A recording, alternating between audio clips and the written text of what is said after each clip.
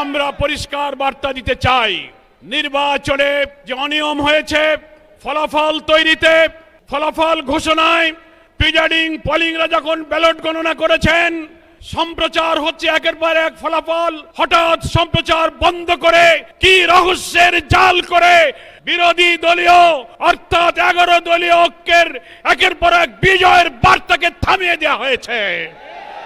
সেই রহস্য জাতির কাছে প্রকাশ করতে হবে।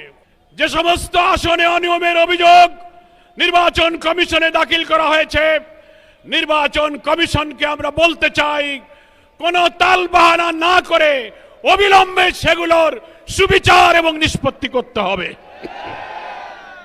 নির্বাচন পরবর্তী সহিংসতায় দেশের মানুষ বিস্মিত। আপনারা এইভাবে ম্যানিপুলেশন করে বিজয়ী হয়েও আপনারা জাতির পরে হামলে পড়েছেন, খুন, সন্ত্রাস, বাড়িঘরে অগ্নিসংযোগ, নির্দয়ভাবে পিটাচ্ছেন, মা বোনদের ধর্ষণ করছেন। সেই দৃশ্য আমাদেরকে আবার ফ্যাসিবাদের চিত্র মনে করিয়ে দিচ্ছে। এ ব্যাপারে আপনাদেরকে সংযত হতে হবে।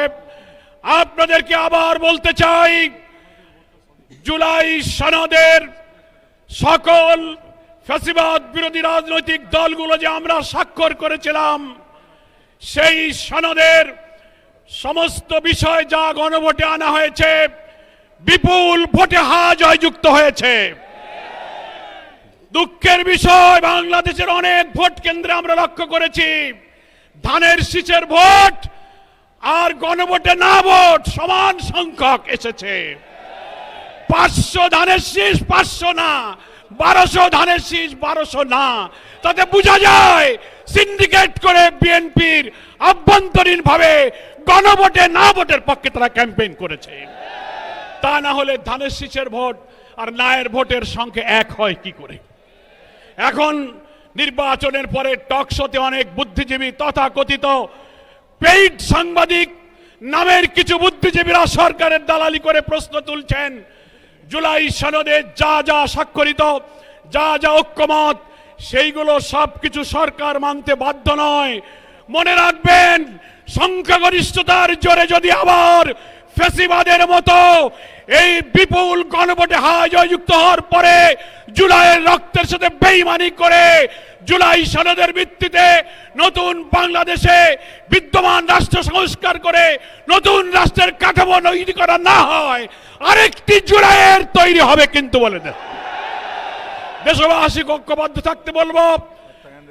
যারা ক্ষমতাসীন হতে যাচ্ছেন, এক্ষুনি 2 দিন হয়ে পারল না, রক্ত দিয়ে গড়া জুলাই সনদকে অস্বীকার করলে আপনাদেরও সেই ফ্যাসিবাদের পরিণতি বরণ করতে হতে পারে।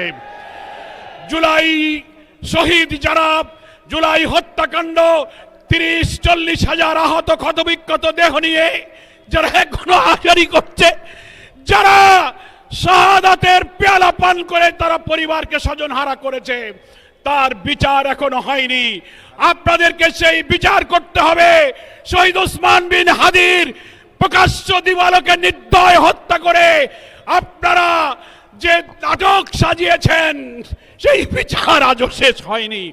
আমরা বলতে চাই, এই সরকার যারা আসবেন তাদেরকে জুলাই আন্দোলনে আহতদের, শহীদদের, ওসমান হাদির খুনিদের বিচার করতে হবে।